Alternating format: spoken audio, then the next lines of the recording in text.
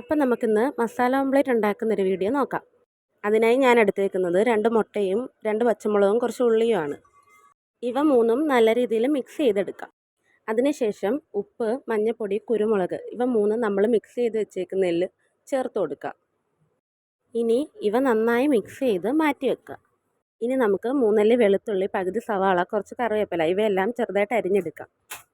ഇനി നമുക്ക് അടുപ്പിലേക്ക് ഒരു ചീനിച്ചട്ടി വെച്ചിട്ട് അതിലേക്ക് അരിഞ്ഞു വെച്ചിരുന്ന കറിവേപ്പിലയും ഉള്ളിയും ഒന്ന് വാട്ടിയെടുക്കാം. അതൊന്ന് വാടി വന്നതിന് ശേഷം നമുക്ക് അരിഞ്ഞു വെച്ച ഉള്ളിയും കൂടി ഒന്ന് ചേർത്ത് കൊടുക്കാം. ഇതിപ്പം കുറച്ചും കൂടി എളുപ്പം പരന്ന നോൺ സ്റ്റിക്ക് പാത്രം യൂസ് ചെയ്യുന്നതായിരിക്കും.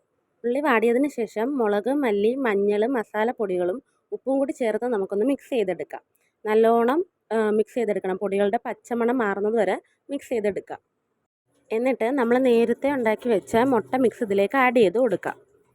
എന്നിട്ട് നമുക്കിതൊന്ന് ഉള്ളിയുമായിട്ട് ചേരുന്ന രീതിയിലൊന്ന് പരത്തിയെടുക്കാം. ഞാൻ നേരത്തെ നോൺ സ്റ്റിക്ക് പാത്രം യൂസ് ചെയ്യാൻ പറഞ്ഞത് ഇത് വെന്ത് കഴിയുമ്പോൾ നമുക്ക് തിരിച്ചിടാൻ എളുപ്പമായിരിക്കും. ഞാൻ കുഴിഞ്ഞ പാത്രം എടുത്തുകൊണ്ട് തന്നെ എനിക്ക് കുറച്ച് ടാസ്ക് ആയിരുന്നു.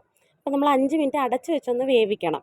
എന്നിട്ട് അതിനെ തിരിച്ചിട്ട് 1 മിനിറ്റ് വേവിച്ചെടുക്കുമ്പോഴത്തേക്കും എനിക്കിങ്ങനെയാണ് കിട്ടിയത്. അപ്പം നിങ്ങൾ നോൺ സ്റ്റിക്ക് പാത്രം യൂസ് ചെയ്യുന്നതായിരിക്കും നല്ലത്.